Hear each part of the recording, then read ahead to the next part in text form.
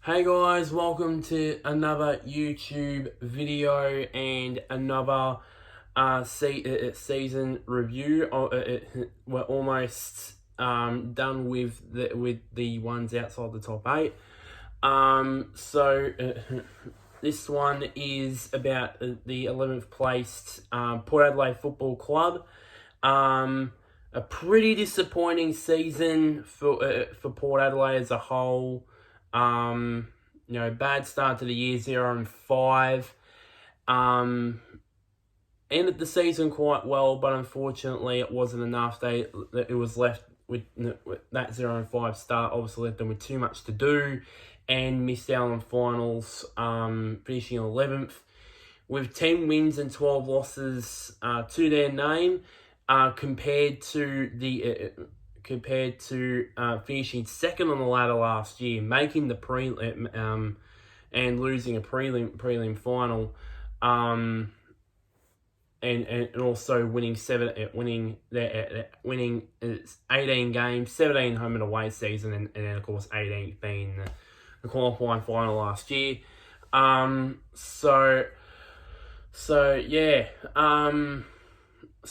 the highlights, there were a fair few highlights for Port Adelaide, but of course, the highlights being the two winning matches. Of course, I know they were against Essendon and Adelaide when they smashed them by 84 points and 56 points respectively, but unfortunately, it just it was too late in the end, and they proved that they can surge back up the ladder again in 2023 with these wins, despite it being against 15th placed Essendon and 14th placed Adelaide. So and of course, the Essendon game. I mean, Essendon, they were in until half time, and then obviously it went totally out of control in the second half, especially in the last quarter. Especially went out of control. And of course, it's almost the exact same thing happened again in the last game in the showdown.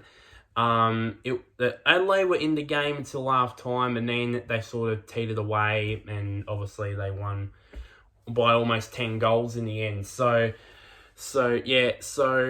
those two will definitely be confidence boosting wins for Port Adelaide ahead of 2023.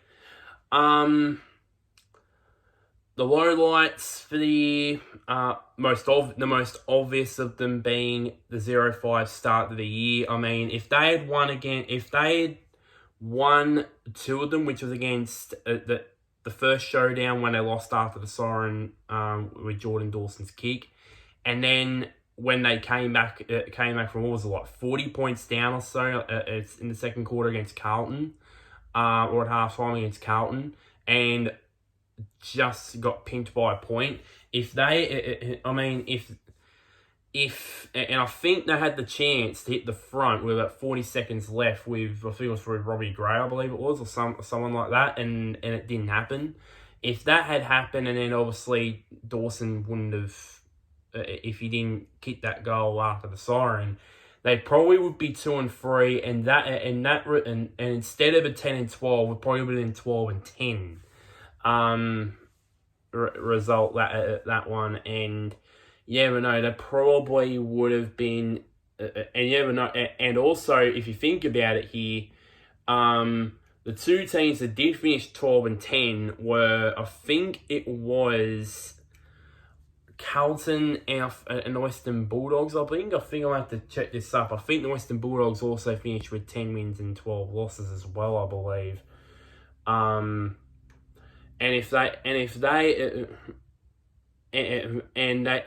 especially Port Adelaide, they finished with a better percentage than Carlton and the Western Bulldogs. I think both of them finished with a percentage of just over 108. Port Adelaide finished with a percentage of 110.2. So if they pimped Carlton and stolen the win against Carlton, and then hung on against Adelaide, I think both of them were, I think it was in separate weeks, I believe it was, then they probably would have made the eight.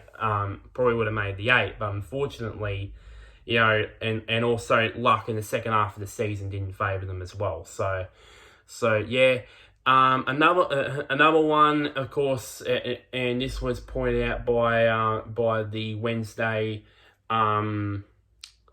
footy classified team, and that is Port Adelaide's record against the top eight. Record against the top eight. They only won twice against top eight teams. That was that was in round 8 against the Bulldogs, and then round 14 against Sydney.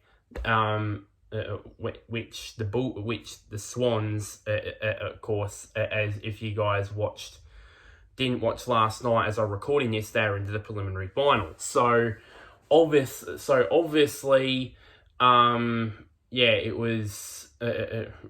And obviously after all the build up of the pre-game with the showdown in the final round when they called out the Crows for being an entitled football club, I agree. I think, and what Caro said about they were just selling tickets to the showdown, I do not subscribe to that 110%.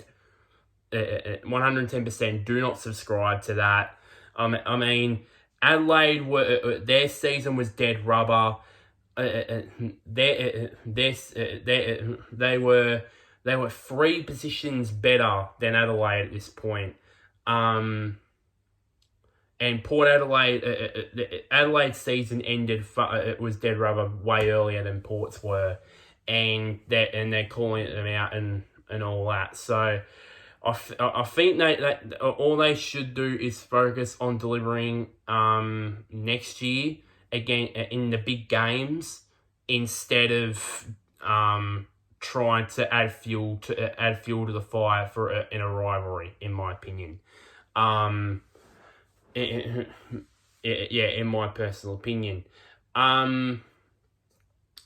So to the players, to the players, Connor Rozee, he was. I think he was. I think in the last few years, I believe he's proven himself to be a forward, a small forward that can occasionally go into the midfield. But I believe this year he's had more midfield time. And with the statistics, I think it's shown. I think he's averaged just over 23 touches a game. Everything's above average. I mean, 8.2 contested possessions a game, 11 over 11 kicks a game, 3.2 clearances. Meters gained is good as well, and also score involvements as well. So I wonder if maybe next year, I wonder if he now with Robbie Gray now retired. I'm not saying that he's going to be the new Robbie Gray, and that is spend time forward and then goes into which he already is. As I said, he already is doing that. But I think for me, and also if you think about it as well, with some of the guys like Boak is entering the twilight of his career, and a whole lot of experienced midfielders as well, which is not many of them, are entering the twilight of their careers. I think it'll be time for Rozee to enter the midfield more permanently. Maybe go 80-20 time in the midfield, and obviously the 20% being going forward. So yeah, that's what I think would be on that account. Another one who probably who's probably hasn't been talked about a lot the last 2 years also, has been Todd Marshall. I really this year he's really improved like massively. Compared to last year, he only averaged just over a goal a game, and then this year he's averaged just over two. He's improved on that massively. Like he's now averaging this year he's averaged 2 goals per game. Is just unbelievable. And the last 2 years he's definitely improved. In the first 4 years, in the first 4 years. In the AFL system, he only scored 33 goals in 34 games, which on average is under a goal a game. Not good for someone who is basically a key forward. But also you got to think also maybe a lack of opportunities maybe during that time period. And then he really came on song in 2021, and he really has lifted his game more in 2022. He's kicked 69 goals in 42 games in the last 2 years. On average of 1.6 goals per game. So, and also the goals per game is also as he's gradually upped it a bit. It's been sort of up and down more. Sort of for Marshall. Of course, the average, he didn't play that much in 2017, so I don't think it counts. 2018, he averaged 1.5 goals per game. That number was down to a goal a game in 2019. Then it was just under a goal a game in 2020, but you got to think it was shorter quarters to be. You got to think about that. Then he upped it to around a goal, upped it to just over a goal a game, 1.1 to be exact. And then this year, as I said, he's jumped up to this year to 2.1 goals per game. So he got like 42 goals in 21 games or something like that, which is unbelievable for him to do that. I really think that he's going to take another level. He's going to go to another level. I think if I was Todd, maybe I would target a 50 goal season would be a real possibility for him. That is if the Port squad gets its act together in 2023 and returns to being a top 4 side, then Marshall, I think, should a target of, let's say, a 50-goal season in 2023 is a real possibility for him. So I think he's another one to watch out for in 2023. Next, and the last player I'm gonna talk about is, of course, a new recruit in Jeremy Finlayson. Most recently, he's moved from GW West to Port Adelaide. Down to Port, which was a bit of a controversial move. Because of course because everyone thought, well, you got Marshall, you got Georgiades, you got Dixon, Georgiades, and Marshall. Why would you add a key forward in there? And he really did prove that by him scoring 21 goals this season from his 19 games. He didn't play a lot in the first sort of month or two of the season. Then he really put some games together, but the big surprising one was that in the first 16 rounds, he was all about scoring goals. Obviously, he averaged 1.1 goals per game, scoring 15 goals in 13 games, but he didn't touch the ball that much. It was basically 176 touches, which averaged around a 13.5 disposals a game. Then it really changed. Really, it switched around really but in the last month or two of the season, of the home and away season. He during those 7 games, he averaged just under 18.5 disposals a game, which was up on his first 13 games of the season, that he played.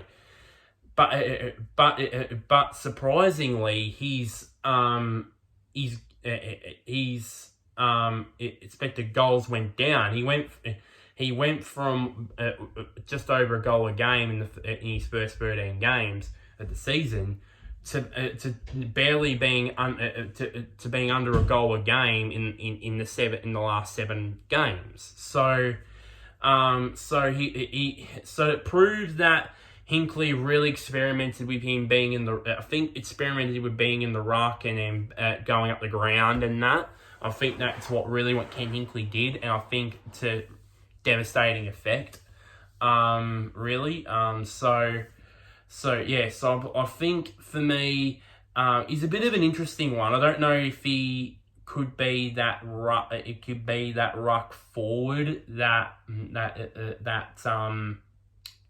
Port Adelaide need, because obviously Lysette was injured for most of the year, so they had to do without him for, as I said, for most of the year, and play Finlayson as more of a ruck forward, which would be good enough, which would be good for them, because obviously with it'll be good for Lysette. Would mean pressure off him, because it would not need to go into the ruck 100% of the times. He can at times rest on the bench or rest forward or swap with Finlayson, so Finlayson can go into the ruck and then he can go forward and have a bit of a rest there. So that would be probably what Ken Hinkley would do. Speaking of Ken Hinkley, I'll talk about him in a bit. I think that's what he would do with Finlayson, especially after the last 7 games that he played in. Not focusing on judging by the statistics from the last 7 weeks, I would assume these last 7 games, I assume that he spent time more at the ground and possibly in the ruck. And if that continues to happen, then hopefully it works out for Port Adelaide's sake, because their ruck stocks have been depleted more this year, really, because of Lysette being out for most of the year. Under pressure, who's under pressure? No doubt about it, it has to be Ken Hinkley. I mean, he's entering past his 10th year. Some people say that people that have gone 10 plus years without winning a flag, they generally don't get the chance again. Of course, Hinkley, you can't deny his record since he took over the club in 2013. Remember, before he came, the club was at a dire straits. I mean, they just come off of, almost winning the wooden spoon in 2011. I mean, Matthew Primus was sacked after they lost to GWS, which back then GWS were pretty much a terribly young side in their first year, but they got smashed by them. Primus got the sack. He got replaced by Hinkley, and it looked like they. And then for the first 2 years in 2013 and 2014, they were really great. I mean, especially 2014. I still remember the start of the elimination final in 2014, where they smashed on 7 goals straight before in 7 goals straight in like the first 10-15 minutes of the game, which was unbelievable really. And then it really went downhill in 2015, 2016. It really came up again 2017 until they lost in that elimination final against the West Coast Eagles after the siren in extra time. And then 2018, we all thought, right, at the first half of the year, yeah, they're going to be featuring finals again. Then they teetered away terribly in the second half. And then they blooded these youngsters in Dersma, Butters, and Rosie, which, in hindsight, looking back at it now, retrospectively, really did work. And they really got the fruits of their labour in 2020, where they basically finished on top of the ladder. I think they ended up. I think it was for the first time in. I think probably since Essendon in 2000. I think it was the first time since then that a team had been on top of the ladder for all the home and away season, even though it was an 18-round season, anyways, because obviously, with obvious reasons. And then 2021, we all thought that they were when they got the home final. When they won the qualifying final against Geelong, we all thought, yeah, they're going to be definite favourites here. Unfortunately, they just absolutely got smashed by the Western Bulldogs, who will go on to be smashed by Melbourne in the grand final next a couple of weeks later. This season, they really, I don't think they have it. Judging by what they start was at 0-5, I don't think they really got over that performance in the preliminary final, and then obviously they got this run together. Now, Hinkley, this is 11th season now. Got two examples here where of coaches that went 10 plus years without a flag, and then they went at one club, and then they went. The first example was the obvious one, the most recent one, Nathan Buckley at Collingwood. Now, he started at 2012. They made it through the finals in the first 2 years under him. And then through 2014, then 14, 15, 16, and 17, they didn't make finals. And we all thought after 2017 he was gone, because obviously they were definitely underperforming. Then 2018 rolled around, and they almost became the next fairy tale story. They made the grand final, and unfortunately, fortunately after me, they ended up losing that one by 5 points. And then they started on a roll. I mean, they finished top 4 again in 2019. They finished finals again in 2020. I still cannot believe how they won that elimination final against West Coast in Perth. I still don't know how they did that. It was just the unwinnable game, and they won it. And then last year, it all went to hell. I mean, the start of the season, they only won like one game in their first 7 games. And then obviously, after I think it was before the Adelaide game. Yeah, I think it was before the Adelaide game where it was announced that Bucks was going to resign after the Melbourne game, which was on Queen's birthday at the SCG, which ended in a win. And then the most retrospective one that I could think of that this happened before was Neil Danaher when he was at Melbourne. So of course he entered the Melbourne Football Club as coach when it was at one of its lowest points. I mean, they just come off the wooden spoon in 1997. With only 4 wins to their name, and then suddenly, out of nowhere, they jumped to 4th in 1998.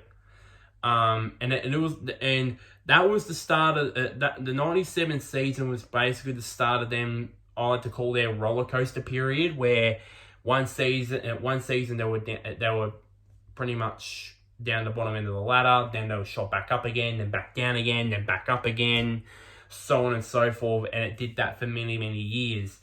Then in 98 to 99, they just petered out and only won like 6 games that year, including losing their last 9 games that year in 1999. In 2000, they won 10 of their last 11 10 of their last 11 games before they reached the grand final in 2000. They were a great team that year, but unfortunately they ran into a bloody legendary Essendon side that only lost to one game and they got smashed by 10 goals. And then unfortunately in 2001 they ended up missing the finals again. Which was a terrible season for them. And then they went back up the ladder again in 2002. They made finals again. Unfortunately, they fell short in that game, that legendary game in the semi-final against Adelaide, where I think it had the record for the most recent number of times where it had the most number of lead changes in a final. That was until at the time we're recording this, at last, but a couple of days ago in the elimination final against Richmond against Brisbane.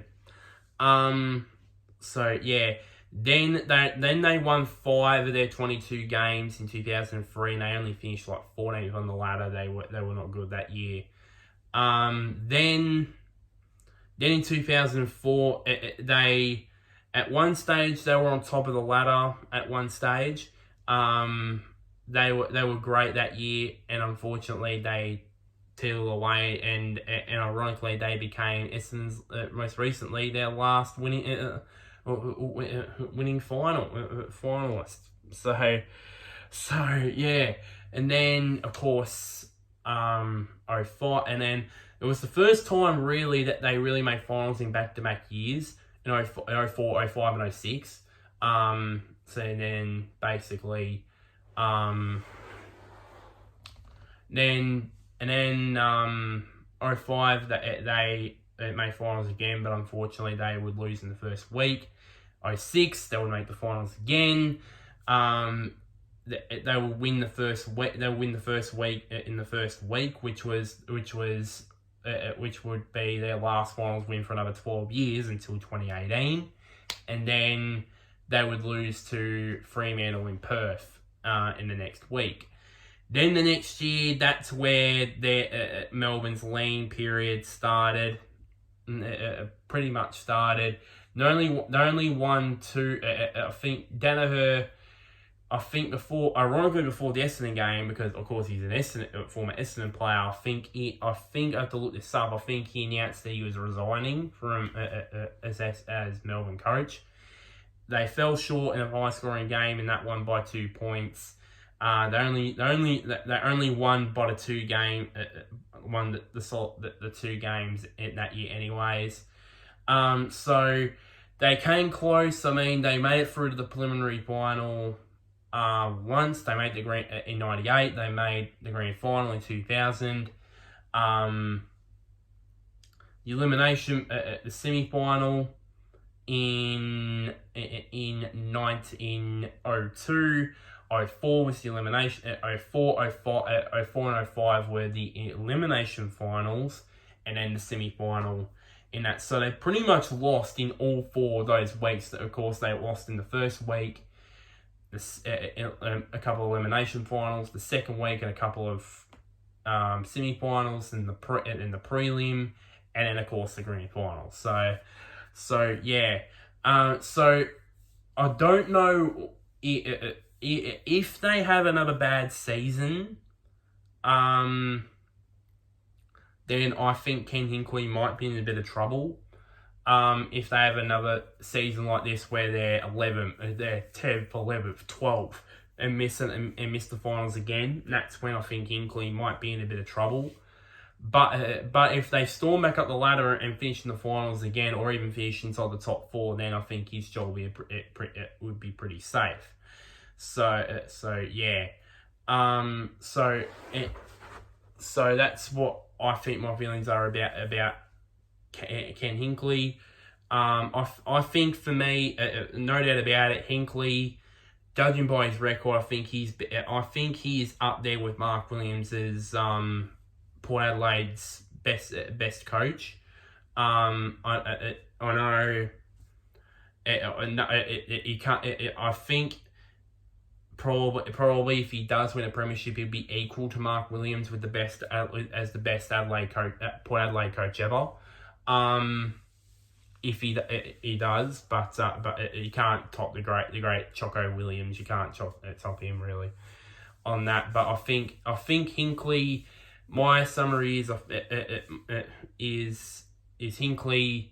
I think Hinkley will keep his. Or if they finish in the finals or finish top 4, he keeps his job. If they finish the same way they did this year and miss the finals, then he might be in a bit of trouble at this time next year if that happens. So that is pretty much it. That is my review on Port Adelaide. Pretty disappointing season. Went from second on the ladder and making a prelim final to missing the finals altogether and finishing in 11th position. But at the end of their season, after this end of their season, and also the way they recovered from their 0-5 start would mean that things. I think that their season is glass half full. Oh, and I also forgot to also mention, got to mark them out of 10. I'll give them a 5 out of 10. I was going to give them a 4.5 out of 10, but I think that would be a bit too harsh. I think I've added the extra half a point in due to the way that they recovered from their 0-5 start. I believe I considered, and obviously they recovered well, and obviously the last couple of games where they smashed Adelaide and Essendon really show that they can challenge again for the top 8 and the finals again next year. So yeah. So like this video.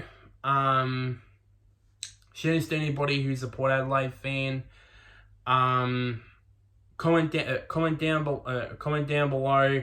In your opinion, what do you think? Do you agree with that? That Hinkley, if Hinkley, doesn't make finals next year, his job would be in a bit of trouble. Or do you think differently? Do you think if he doesn't do a great job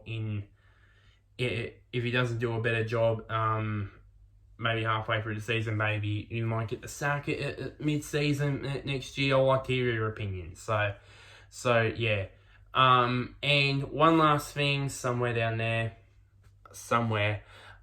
is press the big red button which is labeled subscribe.